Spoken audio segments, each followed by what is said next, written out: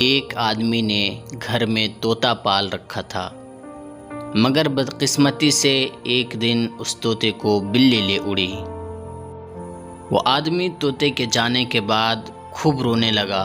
لوگوں نے اس کو سمجھایا کہ رو مت، ہم تمہیں ایک نیا طوطا لا دیں گے۔ اس آدمی نے جواب دیا کہ میں طوطے کی جدائی میں نہیں رو رہا۔ لوگوں نے پوچھا پھر کس بات پر رو رہے ہو؟ طوطے کے مالک نے کہا کہ میں نے اپنے طوطے کو کلمہ سکھایا تھا جو وہ ہر وقت پڑھتا رہتا تھا، لیکن افسوس اس بات کا ہے کہ جب اس پر بلی جھپٹی تو وہ طوطا ٹیں ٹیں کرنے لگا اور وہ کلمہ جو وہ ہر وقت پڑھتا رہتا تھا موت کے لمحہ کلمہ بھول گیا۔